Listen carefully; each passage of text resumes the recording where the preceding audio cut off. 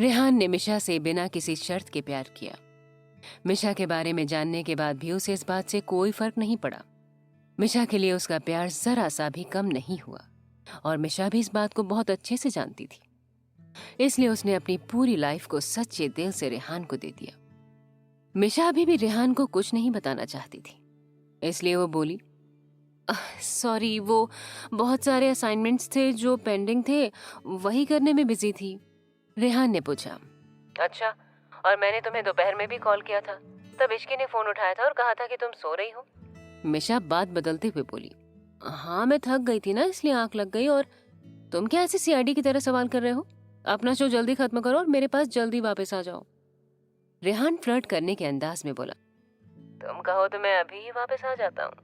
मिशा हंसकर बोली, जी नहीं, इसकी कोई जरूरत नहीं है। आप आराम से अपना शो करें, उसके बाद ही यहाँ आना, वरना आपके लिए नो एंट्री। रेहान ये सुनकर हंसते हुए बोला, अच्छा जी, नो एंट्री? अगर मैं सामने आ जाऊंगा तब क्या खुद को मेरे पास आने से रोक लोगी? जी हाँ, मैं रोक लूंगी, इसलिए तुम अपना सोचो, तुम खुद को कैसे रोकोगे, इसलिए बोल रही हूँ, अच्छे से शो करके आना, वरना मत आना। मिशा ने बोलकर फोन रख दिया। मिशा रेहान से बातें करते हुए अपने रूम में आ गई थी। जब उसने फोन रखा तभी उसकी आंखों के आंसू की एक बूंद उसके गाल पर आ गिरी। वो खुद से बोली, जल्दी आ जाओ रेहान। इधर दूसरी तरफ इश्की अपने रूम में जब आई तो देखा कि राजवीर अपनी फाइल के बीच खोया हुआ है। ये देख इश्की उसे डिस्टर्ब नहीं करना चाहती थी, इस वजह से वो अपनी नाइट ड्रेस को लेकर बाथरूम में चली गई। कुछ देर बाद इश्की चेंज करके आती हुई बोली, राजवीर, आप डिनर करने नीचे जाएंगे? इश्की की आवाज सुनकर राजवीर अपने फाइल में ही रहते हुए बोला, मुझे अभी काम है, मैं रूम में ही डिनर कर लूंगा। यह सुनकर इश्की राजवीर के पास आकर बैठते हुए बोली, मुझे लगता है कि आपको नीचे चलकर डिनर करना चाहिए, क्योंकि आज का डिनर मेहर बना रहा है। ये बोलकर इश्की हंसने लगी। तभी राजवीर इश्की को देखकर बोला, फिर तो मुझे बाहर से ही खाना ऑर्डर करना चाहिए। इश्की को नहीं लगा था कि राजवीर ऐसा कुछ रिप्लाई करेगा, इसलिए इश्की हंसते हुए बोली, बेचारे मेहर को पता चलेगा कि आपने ये बोला है तो उसे सच में बहुत बुरा लगेगा। राजवीर इश्की को हंसता हुआ देखकर मुस्कुरा दिया। उसे अपनी पूरी जिंदगी में एक यही चीज थी जो बहुत सुकून देती थी, इश्की का हंसता हुआ चेहरा। इसी बीच राजवीर अपने हाथ आगे करके इश्की को अपने करीब खींचते हुए बोला, मेरे पास रात के डिनर के लिए एक और अच्छा आइडिया है। राजवीर की बात सुनकर इश्की कंफ्यूज हो गई और राजवीर को देखने लगी। साथ ही राजवीर की बातों का मतलब समझने की कोशिश करने लगी। जैसे ही इश्की को राजवीर की बातों का मतलब समझ में आया, वो शर्माते हुए बोली, राजवीर आप। इश्की के बाकी के शब्द उसके मुंह में ही रह गए, क्योंकि राजवीर उसे किस करने लगा। इश्की को जब किस का एहसास हुआ तो उसने अपनी आंखें बंद कर ली और राजवीर के किस का रिस्पॉन्स करने लगी। वो भी राजवीर को किस करने लगी। कुछ देर बाद राजवीर ने उसे छोड़ दिया और फिर इश्की की गर्दन को किस करने लगा। इश्की भी उसके साथ मदहोश होती जा रही थी और उसकी बॉडी गर्म होने लगी थी। तभी अचानक से राजवीर उसे छोड़कर बोला, चलो चलकर डिनर करते हैं। राजवीर की इस हरकत पर इश्की उसे घूर कर देखने लगी तो राजवीर इश्की के कान के पास जाकर बोला, ऐसे मुझे क्यों देख रही हो? डिनर में मुझे खाने का मन है क्या? बिल्कुल भी नहीं, मुझे ज्यादा चर्बी वाला मांस खाने की आदत नहीं है, इश्की बोली और वहां से गुस्से से चली गई। राजवीर हंसते हुए उसे देखे जा रहा था। थोड़ी देर बाद उसने भी अपनी फाइल को किनारे रखा और नीचे डिनर के लिए चला गया। नीचे सभी लोग राजवीर को देखकर बहुत खुश हो गए। तभी मेहर किचन से खराब हालत में बाहर आया और वहीं सोफे पर लेटकर बोला, हाय, ये बहुत थका देने वाला काम है। मॉम, आप कैसे कर लेती हो? मिशा मेहर का मजाक उड़ाते हुए बोली, ये थका देने वाला है? जी नहीं, अभी हम जो करेंगे बिना चबाए तुम्हारे खाने को निगलने वाला सबसे बड़ा थकाने वाला काम है। मिशा की बात पर मेहर का मुंह बन गया। मेहर गुस्से से बोला, तुम मुझसे जलती हो। ये बात तो मुझे 5 साल की उम्र में ही पता चल चुकी थी, जब मेरी फेवरेट कार तोड़ी थी तुमने। मिशा भी गुस्से से बोली, ओ हेलो, शुरुआत किसने की थी लड़ाई की? पहले खुद आए थे मेरे साथ लड़ने के लिए, और जब हार गए तो मेरी ड्रेस खराब कर दी थी। मेहर याद करते हुए बोला, जी नहीं, सच तो ये है कि वो तुम थी जिसने मुझे गुस्सा दिलाया था, मेरा फेवरेट कार्टून चैनल चेंज करके। कितने प्यार से मैं टॉम एंड जेरी देख रहा था और तुम्हें पता नहीं कौन सा शो देखना था। मिशा लंबी चौड़ी बात कहते हुए बोली, हाँ तो मुझे छोटा भीम देखना था, और वैसे भी मुझे अच्छे से याद है कि वो मेरा टीवी देखने का टाइम था और तू सिर्फ एक मौका ढूंढ रहा था मुझसे लड़ाई करने के लिए। पर याद है ना, मेरे हाथ से रिमोट छीन करके अपना चैनल लगा लिया था। सच तो ये है मैं बहुत प्यार से टीवी देख रही थी, वो तुम थे जो जानबूझकर मेरे पास लड़ाई करने के लिए आए थे, और वो भी इसलिए क्योंकि मैंने तेरी शिकायत टीचर से जो कर दी थी जब तू होमवर्क करके नहीं गया था। मिशा और मेहर लड़ते हुए एक दूसरे के सामने आ गए थे और वहीं सभी लोग उन्हें बच्चों की तरह अपनी बचपन की यादों पर लड़ाई करते हुए देख रहे थे। तभी कोमल तंग आकर बोली, लगता है ये दोनों पूरी जिंदगी ऐसे ही लड़ने वाले हैं, इतनी पुरानी बातें भी किसको याद रहती हैं। ये सुनकर अर्नब हंसने लगे, साथ ही राजवीर भी खड़ा होकर बस उन दोनों को लड़ते हुए देख रहा था, जिन्हें देखकर ऐसा लग रहा था कि दोनों अब एक दूसरे के बाल पकड़ के लड़ने लगेंगे। तभी मिशा को मेहर ने गुस्से से बोला, होमवर्क से याद आया तूने कितनी बार मुझे उल्लू बनाकर अपना काम करवाया था, और जब मैं उसके बदले कैंडी मांगता तो तू कभी नहीं देती थी और बोलती थी कि मैंने तो पहले ही खा लिया। मिशा मुंह बनाते हुए बोली, हाँ तो तू उल्लू है ही, तो तुझे उल्लू बनाकर मैंने कौन सा नया काम कर दिया। अपने लिए फिर से उल्लू शब्द सुनकर मेहर को गुस्सा आने लगा।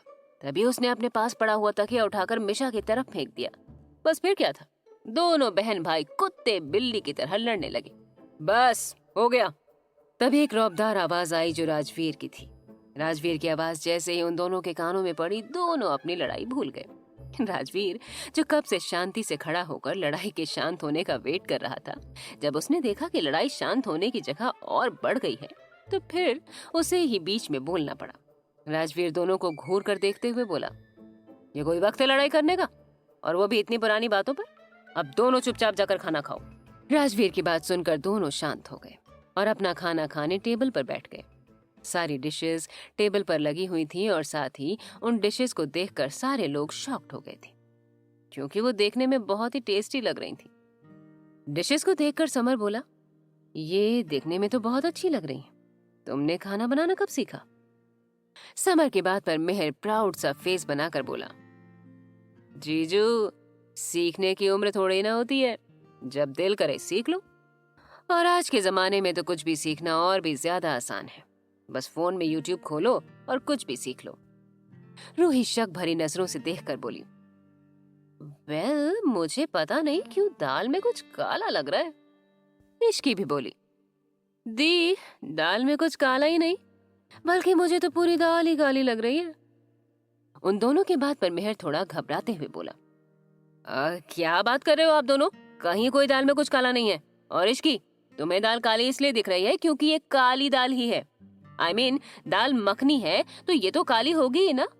दादी जी सभी को डांटते हुए बोली, अरे तुम सभी क्यों बच्चे के पीछे हाथ धोकर पड़ गए हो।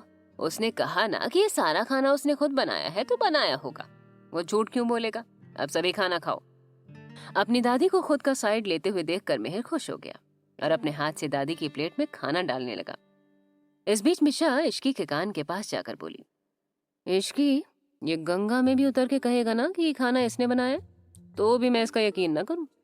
इश्की बोली, बात तो तेरी ठीक है, लेकिन हम प्रूफ कहाँ से लाएंगे। किचन में जरूर कुछ ना कुछ मिलेगा, मैं आती हूँ, रुक। मिशा बोली और वहां से जाने के लिए अपनी चेयर से उठी। तभी दादी जी उससे बोली, अरे तू कहाँ चली, खाना पूरा प्लेट में ही है। मिशा बोली, वो दादी, मैं बस अभी आ रही हूँ। नहीं, खाने के बीच से ऐसे नहीं जाते हैं, अन्न का अपमान होता है, चल बैठकर खा चुपचाप। दादी डांटते हुए बोली तो मिशा को चुपचाप बैठकर खाना ही पड़ा। सभी लोग आज मेहर से बहुत खुश थे क्योंकि उसने इतना अच्छा खाना बनाया था। खाना सिर्फ देखने में ही नहीं बल्कि खाने में भी बहुत टेस्टी था। पर मिशा ने सभी से जल्दी खाना खा लिया और वहां से उठकर किचन की तरफ गई। जल्दी कर मिशा, कहीं कोई आ ना जाए, मिशा खुद से बोली और पूरे किचन में कुछ ढूंढने लगी, पर उसे कुछ भी नहीं मिला। इसी बीच अचानक से मिशा की नजर डस्टबिन में गई और फिर उसे उसमें कुछ दिखाई पड़ा, जिसे देख उसके होठों पर एक डेविल स्माइल आ गई। ये हुई ना बात, अब मजा आएगा, कहते हुए मिशा किचन के बाहर जाने लगी। लिविंग हॉल में सभी लोग मेहर के खाने की तारीफ किए जा रहे थे। किसी को भी ये नहीं लगा था कि मेहर इतना अच्छा खाना बनाता है। तभी मिशा आकर बोली, हाँ मेहर, हमें भी तो बता कि ये टैलेंट तेरे में कहाँ से आया। मेहर मिशा का मजाक उड़ाते हुए बोला, ये सब बच्चों का खेल नहीं है, मैं पैदा ही टैलेंटेड हुआ था, तुम क्या जानो। मिशा बोली, हाँ सही कहा तूने, ये बच्चों का खेल थोड़ा ही ना है, तभी तो इतनी सफाई से तुमने बाहर से खाना ऑर्डर किया और किसी को पता भी नहीं चला। मिशा के मुंह से ये बात सुनकर मेहर को शौक लगा। मेहर हड़बड़ा कर बोला, ये क्या कह रही है तू। सभी घर वाले भी उसे देखने लगे। तभी दादी जी बोली, मिशा तू फिर से बच्चे के पीछे पड़ गई। मिशा अपनी सफाई देते हुए बोली, दादी मैं सच कह रही हूँ, और अभी तो मेरे पास सबूत भी है। ये देखिए खाने का बिल जो मेहर ने मंगवाया था। और फिर भी आपको मेरी बात पर यकीन नहीं है तो आप शेफ से पूछ लीजिए, जो इसके झूठ में बराबर का साथी है। मिशा की बात पर अर्णव ने मेहर को घूर कर देखते हुए पूछा, क्या मिशा सही बोल रही है? डैड वो मेहर ने बस इतना ही कहा था कि तभी दादी जी बोली, क्या वो लगा रखा है, तो सच बता। सभी की घूरती हुई नजर को देखकर मेहर भोली सी शक्ल बनाकर बोला, मेरा तो बहुत मन था कि मैं खुद अपने हाथों से आप सभी के लिए खाना बनाऊं, पर सारा खाना जल गया। अब मैं जला हुआ खाना तो खिला नहीं सकता था, तो मेरे पास इतना वक्त भी नहीं था कि मैं दोबारा खाना बनाऊं, इसलिए मैंने खाना ऑर्डर करके मंगवा लिया। I am sorry.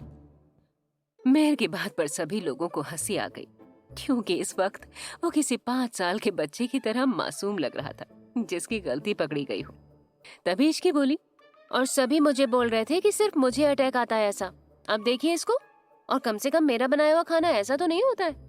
इश्की की बात पर मिशा ने तपाक से बोला, हाँ बस हेल्प पूरा घर करता है, लेकिन हाँ रेसिपी तेरी होती है। कोमल बोली, पर मेहर तुम्हें ये करने की जरूरत क्या थी? अगर तुम्हें खाना बनाना ही था तो शेफ की हेल्प ले लेते।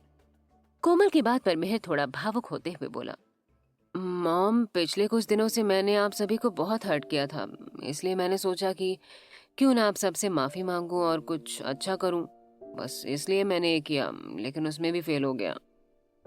मेहर के मुंह से ये सब सुनकर सभी लोग थोड़े इमोशनल हो गए, क्योंकि ये बात सच थी और मेहर की हालत देखकर सबको बहुत बुरा लग रहा था।